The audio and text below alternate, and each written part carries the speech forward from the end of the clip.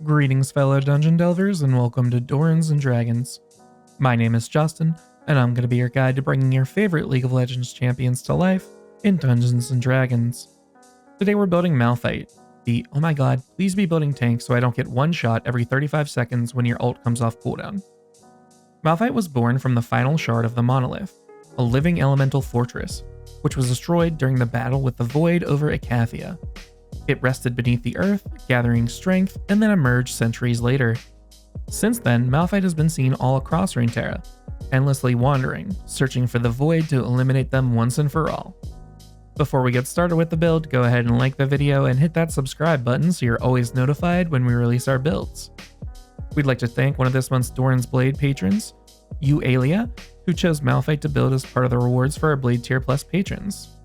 Alright, now let's get into it. Here's a quick preview of the build.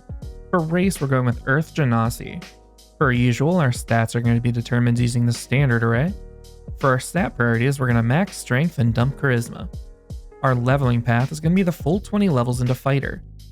Malphite's passive, Granite Shield, will be the merge with stone feature and the shield spell. Our Q, Seismic Shard, is going to come from Catapult. Its W, Thunderclap, comes from Stone Skin and Burning Hands. Our E, Ground Slam, will be Earth Tremor, and finally we get our ultimate, Unstoppable Force, from Arcane Charge and Thunder Wave. For race, we're going to get our Mountainous Form with Earth Genasi. We'll make our rock a little more solid with a +2 to our constitution, and give our People's Elbow a little more impact with an extra point in strength. Since a rolling boulder gathers no moss, our Earthwalk feature is going to let us ignore difficult terrain when we're walking on the ground or a floor. We'll get our passive thanks to Merge with Stone, which gives us the Blade Ward cantrip. Now normally Blade Ward isn't that great because even though you gain resistance to bludgeoning, piercing, and slashing damage until the end of your next turn, you have to spend an action to do so. Earth Genasi, on the other hand, have charges based on their proficiency bonus that let them cast it as a bonus action instead, meaning you can cast Blade Ward, then start the Rock Slide. For background, we're going to reference Malphite's nomadic nature with Far Traveler. Far Travelers get proficiency with Insight and Perception, and the All Eyes on You feature, which, to be fair, you're a walking, talking chunk of rock, I think you're going to draw some attention. For stats, we're going for the balance this champion maintains while jetting toward us at unstoppable speeds with the standard array. Roll if you want to, because we have no multi-classing minimums this time around. We'll start off with a 15 in strength to make our fists hit like the granite clubs they are. Then we'll go Constitution to thicken our plates up. After that is Intelligence, because that'll help us use our elemental abilities. Dexterity is going to be at a 12 to help us move this clunky body around. We'll have an average Wisdom and dump Charisma. For equipment, we'll go ahead and get ourselves a set of chainmail for a higher AC, but I would ask your DM to flavor it as some sort of earthen plates of armor instead of the usual metal links. Alrighty, let's kick off the build with some levels in Fighter.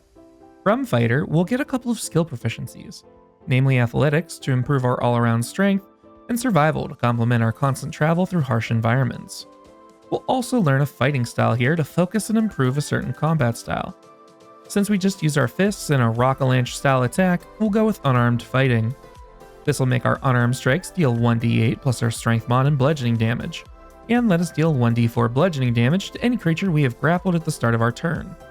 The final feature we'll get at this level is Second Wind, mimicking our common rune we use in League, and letting us heal back 1d10 plus our fighter level and hit points once per rest. Please remember to use this feature before you burn any hit die on a short rest, or my rabid comment section will find you. Second level fighters get one of the coolest features in the game, which is Action Surge. Once per rest, you can go all out on one of your turns and take an additional action on that turn. Now 99% of the time, we use this in our builds to recreate some sort of League ability. But for Malphite, we need this feature to be able to activate the feature we actually use for our ultimate, which we'll get a little later. Level 3 fighters choose their Martial Archetype, which is just fancy game developer lingo for subclass. We're going to unlock some of Malphite's elemental magic with Eldritch Knight. The main thing we get from this level is the ability to cast spells at our quarry, and boy do we have some level 1 spells to talk about. The first is going to be the other version of our passive with the shield spell. You can use your reaction to give yourself +5 to your AC until the start of your next turn anytime you're about to be hit. Next we'll get our Q with Catapult. You'll find a rock weighing between 1 and 5 pounds and yeet it in a straight line up to 90 feet. If the rock is about to hit someone, they need to make a dex save or take 3d8 bludgeoning damage. After that, we'll get the cone damage from our W with Burning Hands. Burning Hands is going to let you unleash a 15-foot cone of flame, dealing 3d6 fire damage to any creature who fails a dex save in the area. Then we'll get our E from Earth Tremor, letting us smack the ground under us and forcing a dex save on any creature within 10 feet of us. If they fail, they're knocked prone and take 1d6 bludgeoning damage. And finally, we'll get the knock up from our ultimate with the Thunder Wave spell. You'll be arriving like a freight train when we get the Arcane Charge ability later on, but for now you'll just erupt. Any creature within 15 feet of you has to make a con save or take 2d8 thunder damage and get knocked back 10 feet away from you. 4th level fighters get the first ability score improvement of the build. Now as a class, I know fighters get a bunch of extra ones, but we won't be taking them for granted here. As always, we break them all down for you here so you can pick and choose for yourself along the way. At Fighter 4, we'll get the ability to crater our enemies with Crusher. We'll bump our strength up by 1, gain the ability to move a creature 5 feet in any direction when we hit with a bludgeoning damage attack, and when we land a crit on one of those strikes, everyone has advantage on that creature until the start of your next turn. At Fighter 6, we'll polish our strength and intelligence with a point each to bump their modifiers up 1. Then at Fighter 8, we'll harden up with the Tough Feat, giving us 2 extra hit points per character level. Now at this point, we just have ability score increases. We'll be focusing on Strength, Constitution, and Intelligence.